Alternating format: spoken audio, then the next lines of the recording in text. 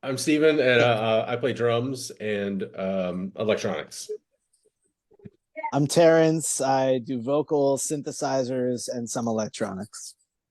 And this is André, and I do guitars and uh, critiques.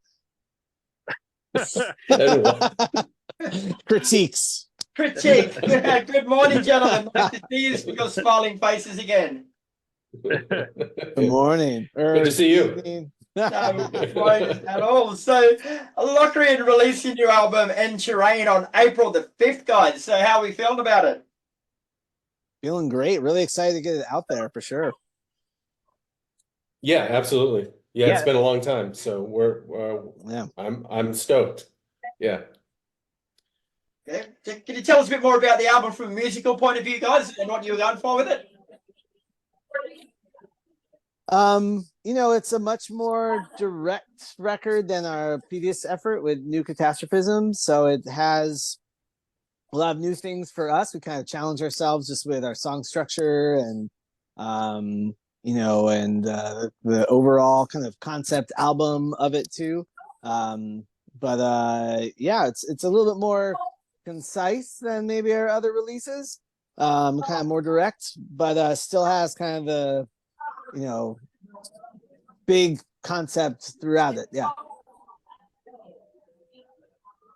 Anyone else? I think each of us pushed ourselves in new ways. I know it was, I think, the first time that Steven brought in granular synthesis into our sound. And so that was something that he could talk about that was new. And also for me, I was using some different types of delay pedals, which allowed me to get a lot of like different kind of textures and tones into my sound. And it's just the most concise and structured album that we've done so far. So I feel like as songwriters, we've developed in ways that I think are really interesting. So I'm excited to share this statement with the world. Wow. Yeah, I agree. I agree with both of them. That it's probably our most structured record to date. Especially after the last one. It's kind of the polar opposite of it, and that's kind of what we were going for. And just to push ourselves a little farther than we had before in the past. And I think we have. We're very proud of the record. So yeah. Now, both between the three of you guys have used the word concise and structured about 10 times already. Can you elaborate on that and tell us what you mean by that? So our previous record was improvised and more ambient, and I think the idea being that there be these kind of reflections, one that would be this ambient, experimental kind of, we kind of went into it with no real idea of like what we were going to do outside of that we're going to improvise. And then on the contrary, we wanted to make a next record that was more like focused song structures, like specific parts, just kind of the mirror concise of it. Concise. I love that word of the week. Yeah. Word of the week. My brain was like looking through my thesaurus for other ways to say the same word. So. Yeah, I mean, they were just like we had these ideas, like I'm gonna have to use the word a little bit, so I'm sorry, but these little bits and pieces, like little that go back years, that for this record, and so we just it's more shit. I'm sorry. It's a little more it's more structured. Yeah. No, I think it just was the opposite of the previous record. And I think it was intentional, just to like really focus and kind of concentrate like all of our energies, where maybe in the past we would allow like a 10-minute kind of intro for a track. We just were like, well, what if we just touch on these themes in a shorter frame of time, and then get to kind of the meat of it, the big riff that we had, or where the song was going. So I think that that was concise. No drone outs. No, it's just like, just straight to the point. Yeah. This album is straight to the point. More intentional. Is it too late to change the album name to Structured and Concise? Yeah. Yeah. It's too late now. Probably. The CD's just arrived. All right. Now, I've noticed that there isn't a song on the album called Enter Rain, which means it's got some sort of significance. Yeah, I think, we were kind of looking, the concepts of the album were about, another shift was writing lyrically from my perspective, from like a first person perspective about this kind of environmental catastrophe in a way. And, kind of thinking of like the end of the earth, or the ends of the earth, or what would that mean? Like, I think we think of it like a map that ends like in like, the flat earth kind of idea or whatever, And then I think like the idea that like there would be like the end of the earth or whatever, the end of earth, or the end of terrain or terra or whatever, which is kind of where I was thinking about it. But yeah, so it kind of fit into the theme of the whole album. Yeah. Go home. Now, the press release calls it your proper follow-up to 2015's Infinite Dissolution, sorry. So what does it mean by that? Well, essentially, up until Infinite Dissolution, we've morphed from the band that created music more extemporaneously, where we would jam on ideas for sometimes a long period of time, and we would embrace more kind of like temporal or different tones in our music. And by the time we got to Infinite Dissolution, we were creating more complex pieces of music that still had some spontaneous aspects to them. And really, like, if you think about having a pre-planned album, like most bands, I think, go into the studio and they have songs that are already written. Whereas we go into the studio and we have ideas that are already written, and we sort of use the studio to create the full piece out of them, the full songs out of them. And so when we went into the studio this time, it was really amplifying what we did in Infinite Dissolution, like having more pre-planned pieces of music with some room for spontaneity. And we just did that even more. So we made things even more concise. We did things where we like even repeated some of the lyrics in different places, and typically we haven't done that so much. And so I think we've evolved as songwriters, and we do it in our own unique way that has, some very unexpected aspects to it, I guess. Terence and Stephen, what would you like to say? No, I think, like, again, there's a lot of time after Infinite Dissolution, and then we kind of sprung on everyone that it was like more of an ambient or minimal kind of, record. So I think we want people to maybe know a little bit ahead of time that it's not going to be like that record, and that we were consciously going to that kind of mindset that we had when we wrote like Infinite Dissolution or Return to Annihilation, that we were going to be having like, song structures and multi-part, kind of proggy referencing songs and stuff like that. So I think that that's kind of what we were thinking of with the continuation, and that was what we wanted to do. We thought it'd be fun to return back to that, and creative to kind of go back to that way of writing. Yeah. Listening through the album, guys, like I found it to be very atmospheric in places. Like How it sounds great, but how difficult is it to create that feeling of atmospheric through music? I mean, I think that we're you know, I think it's our goal is kind of like we want you to get into a world, you know, like that you're like entering for us.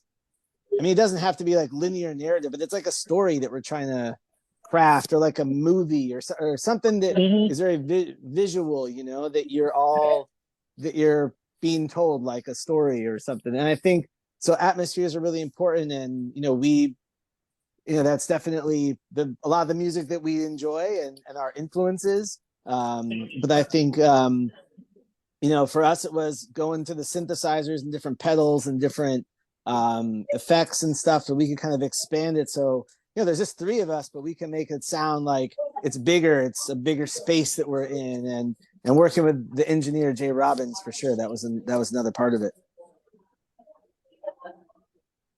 Now, we've sort of touched on this a few times, guys, but I want you to go a bit deeper for me now. Like, Locrian are a band known to experiment on each album. So, what sorts of things did you add or do differently or experiment with this time around?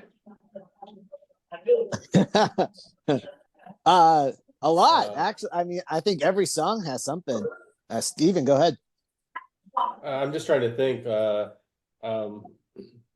mean, I used like this granular synth, and I use sound samples from say like environmental sound samples from, you know, just disasters, like terrible things, you know, like the glaciers melting and falling, you know, hurricanes, fires, just like all the, well, just some of the, you know, terrible things that are happening around the world. And you know, I use sound snippets from the war in Ukraine, which was disturbing. But everything is manipulated enough where it's really hard to tell what it is. It just becomes kind of a sound layer. And so yeah, that was one thing, was just with the synth, creating layers, textures. Let's see. I mean, that was a new one for me. For this album. I think also like just like having like moments of like thrash, or having these like being more inspired by like death metal, and kind of letting those things go were a big part for us. Yeah, I wanted to do that too. That was for sure a thing for my all part. The weird sounds, and all the thrash, you know. And I wanted some like some beats and some parts that were like heavy, you know, like old thrash days, or like early death metal stuff, you know, just even if it was only for like 5 seconds, you know. I want, you know, like in certain parts throughout the album, I wanted that there, because it was, you know, it was a big part of me growing up. It was a big influence for me. And you know, I still listen to it, you know, not as much as I used to, but it's still there. And so I wanted that to be more upfront on this record, you know, instead of like past records where it's not so obvious, and we'll be like, oh yeah, you know, we're inspired by, you know, death metal and, you know, like suffocation and, you know, like death and stuff, but people are like, what? Like, you know, like so but we are. Oh, we are. Yes. So yeah. Andre, your camera's flashed on a few times, mate. Are you in a pinball machine or a video game? I think you're like in a casino or something, right? Yeah, I'm at like a video game arcade. Yeah, you're right. Caught out big time. That's right. Okay, so this one might be a bit difficult to answer, guys, but how would you say that your music has grown or changed from your debut Drenched Lands in 2009 up until Enterrain? Wow. Yeah, I think I would say, to me, everything's changed. Like every record is a new approach or a new idea. And I think we tend to move towards that, like that we should do something different. And I think so that was kind of set at that time. I think that we were trying something, it was like, we're gonna try these ideas that we had, and that kind of set the tone. Pretty quickly after that, Steven joined the band in the scope of things, so that changed the sound a lot. I think it's been kind of like a maybe restlessness. I don't know. I mean, that we're always kind of like moving. I mean, I think we have a lot of conversations about it. How are we moving this sound forward? Where's this going? What's the idea? Like, so I mean, that's my opinion. Yeah. I think that I mean, I can't speak for, like the early, I mean, I've listened to it, I was a fan, but I think that the themes are kind of always there. And they've continued like this kind of like the same, like same themes. I think since I've been a part of the band, I feel like it's we've just become better songwriters and maybe musicians, and just like learning the whole learning process, like I mean, as every band is going to say that. Well, I mean, not every band, but most bands, you hope, yeah. Andre? Oh, he's not even. I muted him because all we could hear was his background. But there you go. Okay. I'm sorry, I'm back. So in the beginning, we worked on creating this atmosphere. So with Drenched Lands, it was like, all right, let's create these X number of tracks that creates this very like dark and brooding and ritualistic atmosphere. And I think we've tried to like keep creating an atmosphere, but in new ways. And so with this new album, it's like it wasn't like from Drenched Lands was A and Untrained as B. It's like there had to be a lot of different steps in between there, in which we've evolved in very different ways.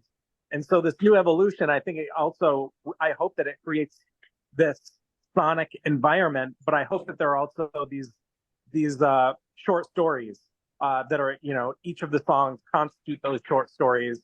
And I hope that together they make this coherent kind of whole. And so I guess that's how it's changed. We've become more intentional. We've thought a lot about what we're bringing in as well as what we're taking out. When we do new albums, AC/DC might be one of my favorite bands, but they don't tend to make different albums. So we're not AC/DC in that sense. Just to say something for your Australian audience as well. Thanks for clarifying that. That's the headline. We are not AC/DC. But we love AC/DC. All of us actually love AC/DC. If I don't put in the "but we love AC/DC" part of that, it reads better.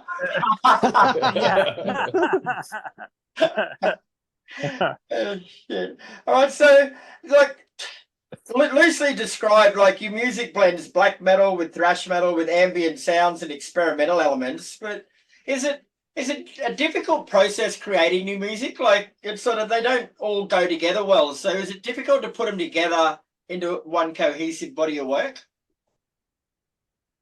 No, it's just what we do normally. I mean, I think in the last interview we talked about how in the 90s we'd go to shows and there would be bands that would play together that would not their music would have very different styles.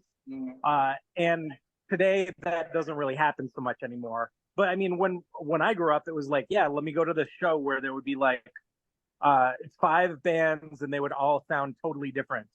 And to me, like putting those elements together, it just feels really natural.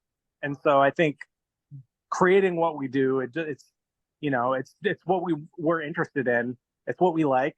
And, maybe our next album will sound quite different. It's all experimentation too. I mean, sometimes it doesn't always work, some of the things that we try to put together, but we just keep we just keep pounding at it and we make it work. No. Or it'll be, yeah, because sometimes it'll be like a left field idea, but then we're like, all right, well, what would it, it'll be like, but what if we try it? It might, it might fit this mood. And to us, I think we look at it as like a palette, like that black metal brings, like this kind of, like this intense kind of like tremolo picking and like really interesting vocals that are buried in the mix, kind of like a shoegaze record or something. Like there's a lot of these, like to us, it's like a sonic palette that we're just like, there's this idea. What if we borrow from that and we bring this in and we'll give it a shot? And then from that, we'll become, oh no, this other idea will be like, oh, that's where it really needs to go. Like from like the attempt and the like brainstorming and like take that riff. But, and we kind of always do that. Like, we'll take this really nasty noise part, but we're going to put singing to it, or this like slow part with, kind of like abrasive noise or something. So we're always trying to like mess with, even when we have something that's very like standard, we're like, well, what if the element that shines is what you wouldn't expect, like from that? Like, what if we try that? And that leads us like a blast beat over like a Depeche Mode part. Yeah. I mean, who would have thought? Say that one. Who That's wouldn't want to listen to that? Sure. All right, guys. Well, thanks very much for your time. It's been a pleasure speaking with you once more. And Terrain is out April the 5th, and I've heard it, and she's a fucking cracker, guys. So congratulations. Oh, We look forward to hearing more from you. Thank you. Thank you so much. Yeah. Thank you so much. Appreciate it. Yeah. Been a It was pleasure great talking to speaking you. with you. Yeah, it's great talking to you.